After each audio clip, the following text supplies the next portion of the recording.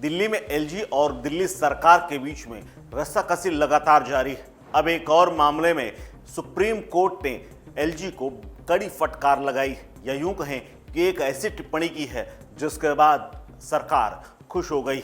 जी हां, कुछ दिन पहले जहां अधिकारियों के ट्रांसफर पोस्टिंग का अधिकार दिल्ली सरकार को मिल गया था, इसके अलावा तमाम ऐसे फैसले सुप्रीम कोर्ट ने अब की जो संवैधानिक बेंच थी उसने सुनाया था, जिससे सरकार खुश थी और उससे एक बहुत बड़ा झटका एलजी को लगा था। अब एक बार फिर से एलजी को एक बड़ा झटका लगने वाला है, क्योंकि दिल्ली सरकार ने जो याचिका सुप्रीम कोर्ट में दायर की थी उसको लेकर सुप्रीम कोर्ट सख्त नजर आ रही है।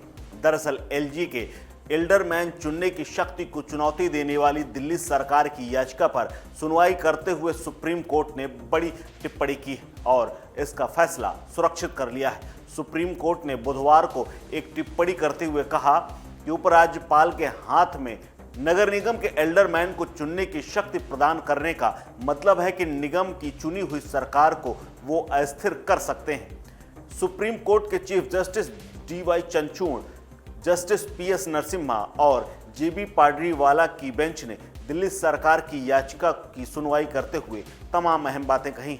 उन्होंने एल्डरमैन के एलजी द्वारा मनोनयन के बाद सरकार ने सुप्रीम कोर्ट में जो अर्जी दी थी, इससे पहले सुप्रीम कोर्ट ने मंगलवार को इसी पर सुनवाई करते हुए सरकार के बिना सलाह लिए दिल्ली नगर निगम यानी एमसीडी में 10 एल्डरमैन को नामित करने के लिए संविधान और कानून के तहत राज्यपाल की शक्तियों का स्रोत क्या है, इसको लेकर सवाल पूछ लिया था। इस मामले में उपराज्यपाल ने जवाब दाखिल किया, जिस पर कोर्ट ने बुधवार को सुनवाई की और ये टिप्पणी की। मुख्य न्यायाधीश डीवाई चंद्रचूड़ की अध्यक्षता वाली पीठ ने उपराज्यपाल द्वारा एमसीडी में नामांकन को चुनौती देने वाली आप सरकार द्वारा दायर याचिका पर सुनवाई की, जहां उपराज्यपाल के कार्यालय की ओर से अतिरिक्त सॉलिसिटर जनरल संजय जैन पेश हुए। पीठ ने उनसे पूछा कि एमसीडी में मनोनीत सदस्यों को नॉमिनेट यानी नामित करने की शक्तियों का राज्यपाल के पास आखिर क्या स्रोत है। कोर्ट में कानून अधिकारी ने राज्यपाल के कार्यालय द्वारा दायर जवाब और संवैधानिक योजना का उल्लेख किया, जिसमें कहा गया कि एमसीडी में सदस्यों को नामित करने के लिए प्रशासक की शक्तियों के संदर्भ में सहायता और सलाह की अवधारणा उस अवधारणा से अलग है जिसे दिल्ली सरकार द्वारा बताया गया है। पीठ ने पहले सवाल किया कि क्या एमसीडी में 12 वरिष्ठ लोगों का नामांकन केंद्र के लिए इतनी चिंता का विषय है।